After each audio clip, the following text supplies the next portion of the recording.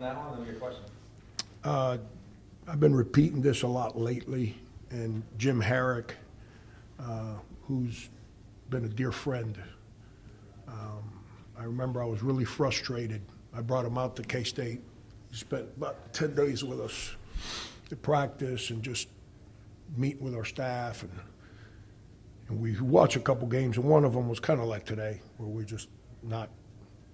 I don't like to say that we played bad because that's kind of demeaning to the opponent. That's not the way this works. But the game ended, and I was frustrated. And he said, "Frank, you had the lead, you had the ball, and you won." And I said, "What are you talking about?" He said, "Three things that, as you go through your career, make sure you always appreciate: rather be up than down, rather have the ball than not, and rather win than lose." So the fact that all three of the above took place as the game was unwinding allowed us to figure out a way to win. And eventually, like I said, just talking here a second ago, I'll feel a lot better later tonight when I'm preparing for Central Michigan. But disappointed in who we were the last 2 days, because it's not who we've been all year. And I'm not one of these modern day guys that comes in and rah-rahs people to compete and to do their jobs. And the last 2 days, we were not very good. Probably the least you've relied on three-point shooting in any game this season. Was that something that was talked about in the leading up with the game plan, or was that often in the game? You get what you deserve in life. We didn't deserve for that ball to go in for us. We didn't work hard enough the last 2 days. Attention to detail wasn't good enough. Camaraderie wasn't good enough. Positive energy wasn't good enough. See, I'm a very positive guy. People think I'm a negative guy because I yell. I'm a very positive guy, okay? And by the way, I only yell in games, okay? I just fight negativity. So when people get negative, I go 0 to 100 because I can't stand negativity. And unfortunately, for the last 2 days, I had to yell a lot in practice, something I haven't had to do all year. So we didn't deserve for the ball to go in, but we made enough shots, I guess, to figure out a way to win. You've talked a lot about defense down the stretch. Did you see the kind of stops that you want to see from your guys? I mean, I thought we fouled their guy on that layup there at the end, like the possession before. When Banks gets fouled and he makes a free throw, put us up 3, I thought we fouled, but the referees, give them credit. They were consistent with those plays at the rim the whole game, so they didn't make the call. And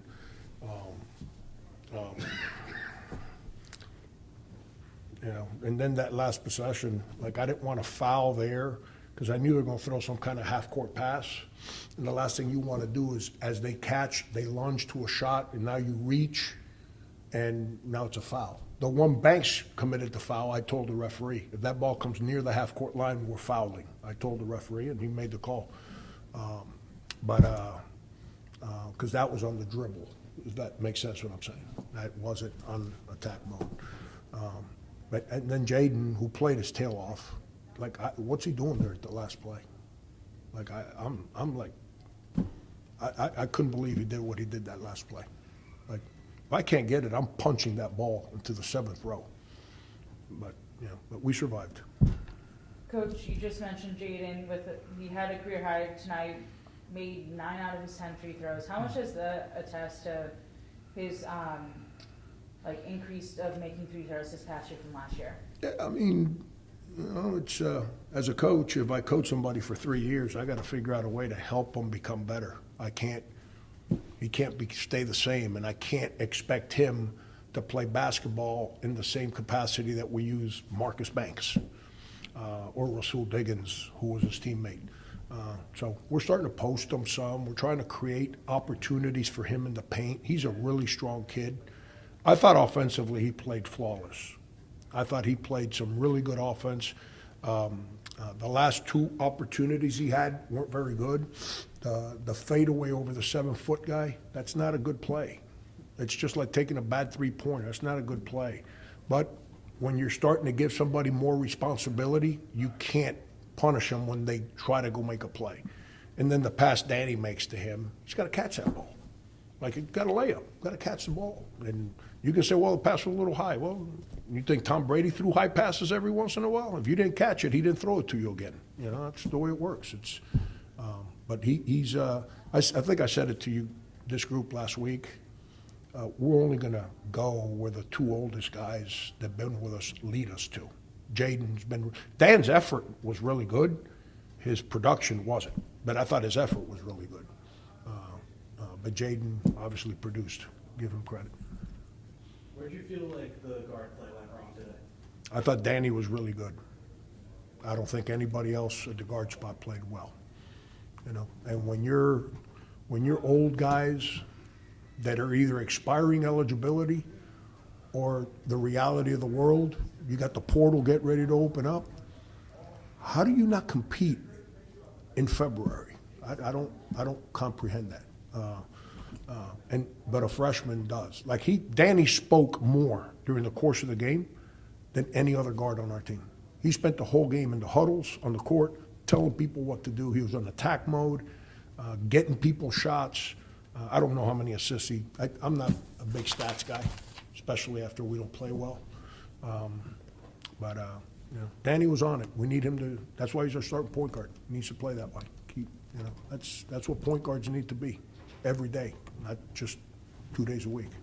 He's figuring it out. Frank, were you on the sidelines able to detect the noise the crowd was making and? Yeah, Howard, we had students in there.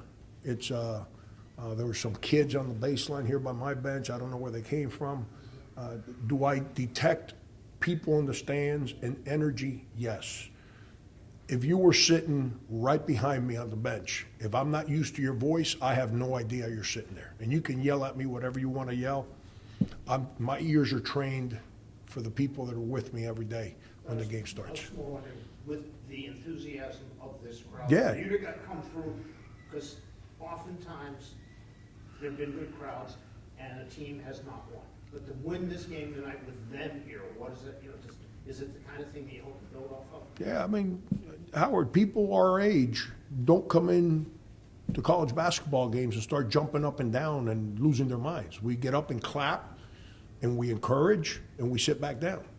Young people are what create energy in buildings. That's why I mentioned our students and the young kids on the end zone. Did I notice that energy? Yes, yes. No, I know I'm not real happy right now. I'm pleased we won. I'm relieved we won. I think bigger than just a game on a Saturday night. I gotta be careful how I say this to you. Our kids work really hard. Our kids are really good dudes. Just because I'm frustrated, I get frustrated with my children at home. That doesn't mean that I'm down on them. Our kids deserve to play in front of fans. I hope people can respect the way these kids are battling and continue to build. I'm all for the 3,000, 2,500 that come almost every game. I appreciate them tremendously. I'm not being critical of anybody. All I'm saying is our guys, like we just played in Miami. When we go to Akron here in about 10, 12 days, I think, 2 weeks, almost 2 weeks, because we're in a bye, Akron's the same way as the Miami gym. If we had to play at Kent State, that's the same way. That's why they're the best teams in the league. If you go back to the A-10 where we just left, who are the best teams in the league? I'm asking. Guess what? We played there when they were bad. There was 9,000 people in the stands. Who else? Dayton, 16 every time they play. Who else? VCU. Sold out every time they play. That's the way it works. You want to compete for a league championship? I understand. We got to win. We got to earn people's trust. All I'm saying is our kids deserve their play hard enough, and we ask them to work hard enough. I'm not here to criticize. I'm just making a point. They deserve for more people to come and support them if we really want to compete, because that's how home court advantage is created. Coach, you talked a lot about your players getting contact at the rim and fighting through it instead of avoiding it. You guys shot 35 free throws tonight. Was that something you were pleased with, and is that still something you're kind of looking to have the team improve on? Yeah. I didn't think, other than Jaden, I don't think we converted at the rim very good today. Leo had opportunities to make 5, 6 other shots, and he just kept burping the ball up there. But if you're not going to make threes, you better make layups and free throws. You know, we went to wherever we just played, Miami. We got outshot by, was it 30? No, 21. 38-17 from the foul line. Can't win. You got to make free throws. You got to get to the line. Put them in foul trouble. Now they get tentative because they're in foul trouble. You get into their bench. You make them play guys they don't want to play. That's the beauty of getting to the foul line. So I'm glad we shot free throws today, because if it was depending on anything else, it would have been a problem. Leo had a 20-point double-double. I know you talk about Jaden and DHS been here for 3 years each as the 2 main leaders. But how does Leo fit into the leadership equation as a veteran in college? All right, statistics are a representation of ability. Like if you put me in a game right now, if you put me in a game when I was young and healthy, I'd have 0 stats because I didn't have ability.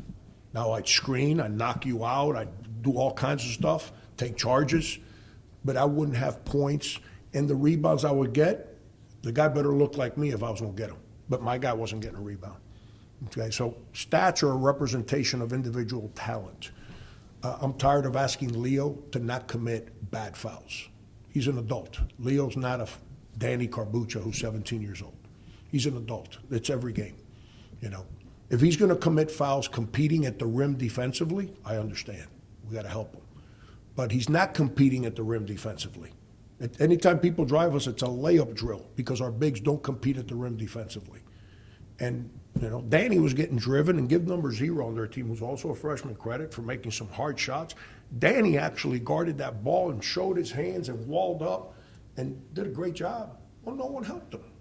That's not how good teams play. And so we need Leo to be a good player. Leo's talented. Leo can score. We need him to be a good player. It's too late in the year for us to have negativity, and we had it the last 2 days. So, Thanks, Coach. thank you.